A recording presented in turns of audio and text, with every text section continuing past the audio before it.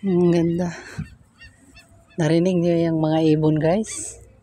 Super ganda ang boses. Ang honey. Diba? Ito kaganda. Puntahan natin doon.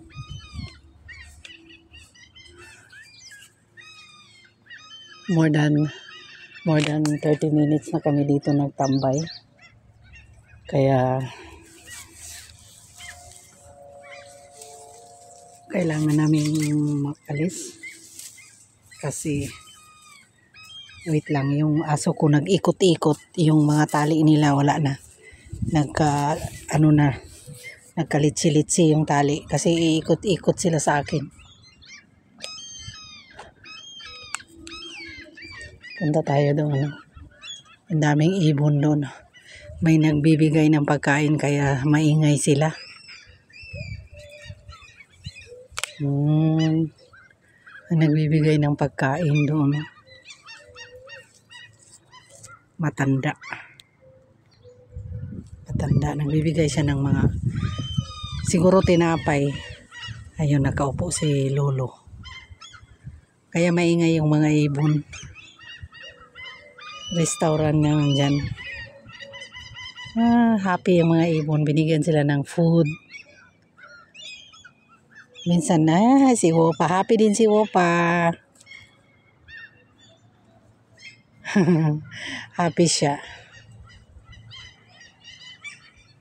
Diba?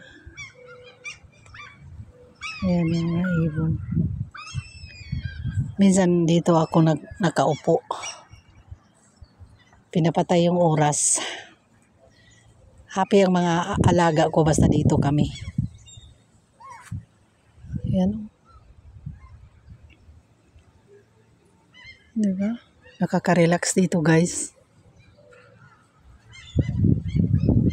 Ganda pala ng bulaklak nito.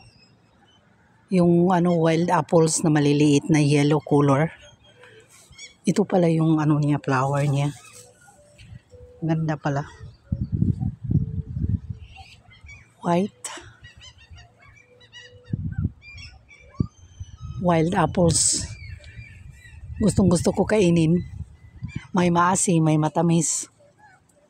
Ganon. Ito naman, cherry blossom. Ito na naman siya. Itong aso ko, mag-ikot-ikot sa akin.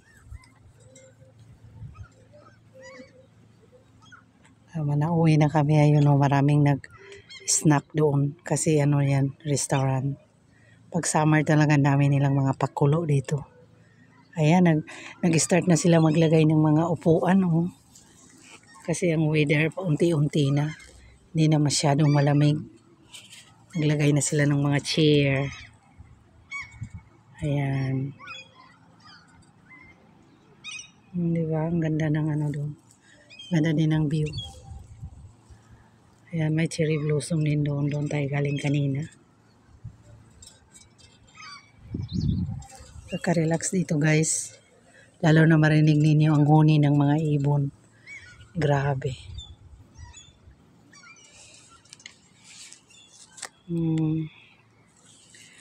Uwi na kami kasi pupunta ako sa tindahan. Bibili ako ng gatas. Wala na akong gatas. Lalo na pag umaga, cafe. Para sa coffee ko. Wala na akong gatas, naubos na. Kaya punta tayo sa magasin ang tawag nila sa tindahan dito, magasin. Sa atin magasin yung mga tawag dito, mga picture ng mga artista, ng mga kilalang mga tao.